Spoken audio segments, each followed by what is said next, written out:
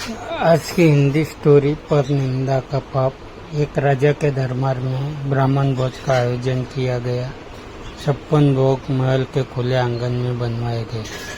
उसी वक्त अनजाने में एक हादसा हो गया। खुले में पक रही रसोई के ऊपर से एक चील अपने पंजे में जिंदा सांप दबोचकर निकल रही थी। सांप ने चील के पंजों से छुटकारा पाने के लिए उपकार भरी और साथ ही जहर उगला। उसके मुख से निकली जहर की कुछ बूंदें पाकशाला में पक रही रसोई के व्यंजनों में गिर गई। जहरीले भोजन के खाने से सभी ब्राह्मण काल के गाल में समा गए। जब राजा को इस बात का पता चला तो ब्रह्म हत्या के पाप ने उसको दुखी कर डाला। ऐसे में सबसे ज्यादा मुश्किल खड़ी हो गई हेमराज के लिए कि आखिर इस पाप का भागी कौन है और ब्रह्म हत्या के पाप के लिए किसको दंड दिया जाए। सबसे पहला नाम राजा का आया क्योंकि राजा ने ब्राह्मणों को भोजन के लिए आमंत्रित किया था।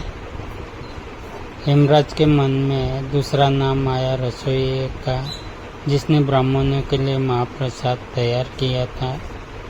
हेमराज को तीसरा ख्याल आया चील का आया, जो सांप को पकड़कर ले जा रही थी। सबसे अंत में हेमराज ने सांप के पाप पर विचार किया। लंबे समय तक हेमराज अनिर्णय की स्थिति में रहे कि आखिर ब्रह्म हत्या का दंड किसको दिया जाए। घटना के कुछ समय बाद कुछ ब्राह्मण राजा से मिलने के लिए उसके महल में जा रहे थे। ब्राह्मणों ने एक महिला से महल का रास्ता पूछा लिया। तब महिला ने ब्राह्मणों को रास्ता बताते हुए कहा, देखो भाई, जरा ध्यान से जाना। वह राजा ब्राह्मणों को खाने में जहर देकर मार देता है। जैसे महिला ने यह बात कही, हेमराज ने फैसला कर लिया कि मृत ब्राह्मणों के पाप का फल इस महिला के खाते में जाएगा और यह दंड को भोगेगी। हेमदूतों ने हेमराज से पूछा, प्रभु ऐसा क्यों?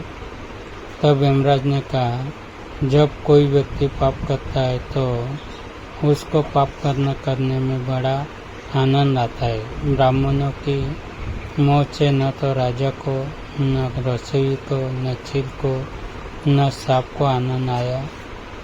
ये सभी इस अपराध से अनजान भी थे। महापाप की इस दुर्घटना का इसी महिला ने जोर शोर से बखान कर जरूर मजा लिया। इसीलिए ब्रह्म हत्या का ये पाप इसके खाते में जाएगा। अक्सर हम यही सोचते हैं कि हमने कभी कोई बड़ा पाप नहीं किया है, उसके बावजूद हमको किस बात का दंड मिल रहा है। यह दंड वही होता है जो हम पर निंदा का पाप कर संचित करते रहते हैं।